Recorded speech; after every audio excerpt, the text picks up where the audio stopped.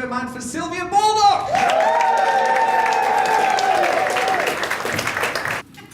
If your presence doesn't make an impact, your absence won't make a difference.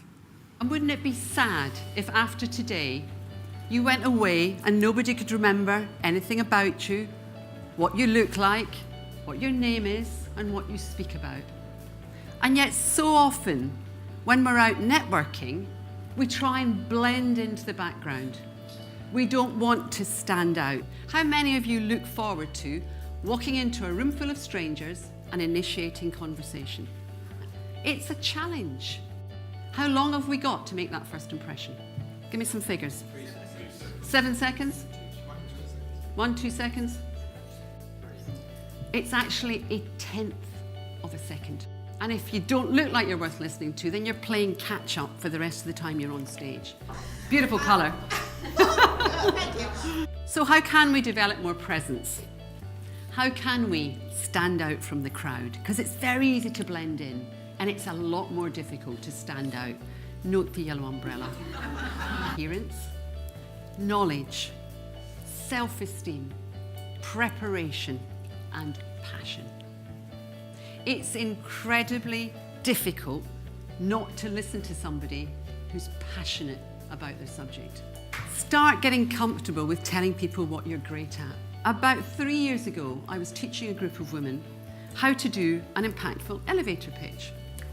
And there was one woman who's a very accomplished photographer, so accomplished that she judged photography sessions, and she was standing up to do her elevator pitch, and she got completely tongue-tied. So I stopped her. And I said, Tina, have you ever photographed anybody famous? And she thought for a little while and she went, well, I photographed the Queen. And I said, I've known you for 10 months and you've never said that. What do you think she said? Didn't want to brag.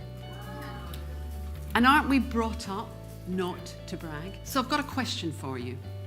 If I was considering using your services and I wanted to talk to somebody who knows you well and get some recommendations about you, A, who would that person be? And B, what would they say about you? What's the top 3 qualities they would say about you to persuade me to engage your services? Preparation. How many of you prepare for client meetings? And prepare your answer to what do you do? How many of you practice your answer to what do you do? Hands up. Yay! Brilliant, fantastic.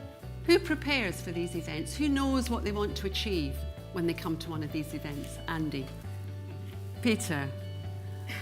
4 people out of 75, 5 people out of 70. You know, if you just turn up and you just hope that you might stumble across somebody that just might be a bit useful, that's the result you're going to get. When you come out, think about what would I really like to achieve today? So some of the questions you can think of is, what's your area of expertise? Because then you're saying to somebody, you're an expert, tell me more about you. What are you currently focusing on? What kind of person would you like to meet today? What are your current challenges? You're really opening up conversation, you're developing rapport, building relationships with people. And when you really listen, and I mean fully listen, you're fully present for somebody, it's a gift. I call it the gift of undiluted listening. You're not thinking about what you're going to ask next or what you're going to answer to their question. You're really listening to what they've got to say. And people will value being listened to. You might say very little, but they'll go away and they'll go, see that person over there? They were fantastic. We had a brilliant conversation. They've probably spoken 95% of the time, but you've made them feel fantastic. It's that we can all develop a powerful presence. And it very much comes from knowing who you are inside. Your smile is your logo. Your personality is your business card. The way you leave people feeling after an experience with you is your trademark. So go forth and shine. Thank you.